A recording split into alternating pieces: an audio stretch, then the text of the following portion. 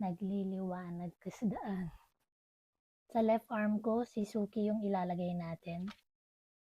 Ba, konti na lang din siya kasi ginagamit ko talaga siya. And ganyan karami. Iabot natin hanggang dito sa braso. Walang tagging, mabango, makinis. Ayan. Kita nyo naman, di ba? May instant whitening ka dito. At hindi siya malagkit. Walang gusto ng malagkit. Kaya walang naglo-lotion kasi yung lotion malagkit. Before, after. This is Suki Niacinamide. Before, after is Suki. So, sa right arm ko, si Grace and Glow.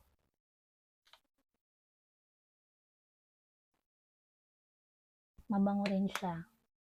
May issue ako sa mga amoy. So, approve sa akin yung amoy ng tatlong to. And kita nyo naman, maputi rin siya. And smooth. Dito pwede sa dry skin. Dahil may tone up siya, tone up brightening. Magkikling siya sa dry patches ng skin nyo. Ako, nag-moisturize na ako ng skin ko, kaya malakas yung loob kong gumamit na nito. Kasi syempre, tinest ko muna ko to bago ako mag-recommend. And ayoko mag-recommend ng bagay na ako mismo ayoko. No. Not on my channel.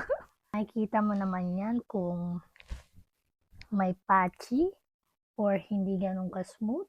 So, this is Suki. This is Grace and Glow. See? Pareha sila maputi. And pareha silang nakakaputi over time na ginagamit mo. Mas slower lang si Suki and mas mabilis lang si Grace and Glow. Suki to and si Grace and Glow dito. For the legs, si Lava Joy. Sinasabi ko nga, lahat to mabango. And lahat sila smooth sa skin. Cream beige yung pinili ko. Kasi sa tingin ko mas mukha siyang natural for me. Ingatan niyo yung mga damit niyo, nagta-transfer siya kasi hindi pa siya tuyo. 'Di ba? Obviously, ito yung wala. Ito yung meron. 'Di ba? Nagliliwanag ka sa daan. So, lalagyan ko na rin yung kabila para pantay. So, ito na yung full legs ko. Na-coat ko na parehas ng Lava Joy. And, nagliliwanag na tayo. Si Suki, si Grace and Glow, and si Lava Joy. Silang pinagkaiba sa tone up, and lahat sila looking good. Diba? Pantay ang kulay natin. Hindi tayo nagkaroon ng patchy. 3:01 in the afternoon. And balikan ko kayo. Time check, 6:27 in the evening. So, ginamit natin yung Niacinamide, yung Grace and Glow, and yung Lava Joy. Si Suki Niacinamide yung ginamit natin dito. And, beyond application, yung wear test niya is meron siyang white cast. May slight white cast siya and pwede siyang mag-cling dito, pero slight lang din. So, make sure hindi dry yung skin mo pag gumamit ka nito. Ito sa side na to, ginamit natin Grace and Glow. Nag-cling rin siya dito, as you can see. Nagpawis na rin ako. Ayan, nakikita mo. Nag-cling siya dyan. Dito, wala naman masyado. Kita mo naman.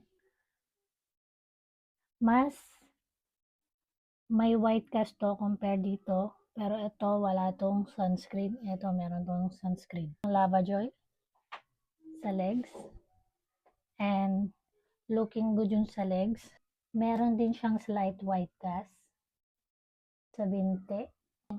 Tolerable naman. Make sure mo na wag mong masyadong madaming ilagay. So, kunti-kuntiin mo lang. And pag sa tingin mo, umokay naman yung skin mo, maganda na yung lapat sa skin mo, goods na yon.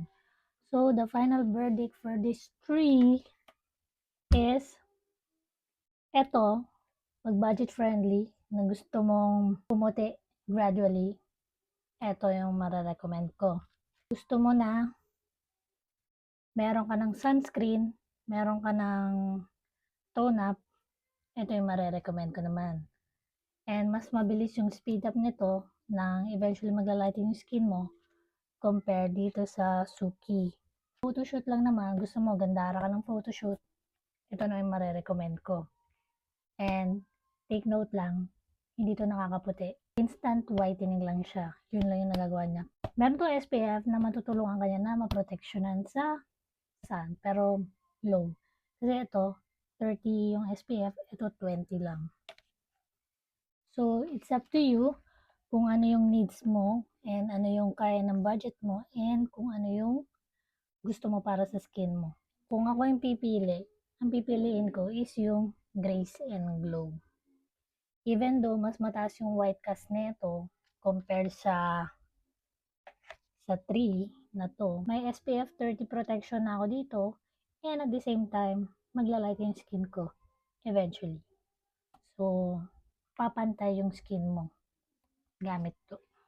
Kung alin sa mga to yung nabetan nyo at yung na-try nyo na and ano yung experience nyo. Comment down below. So, enjoy! Happy glowing!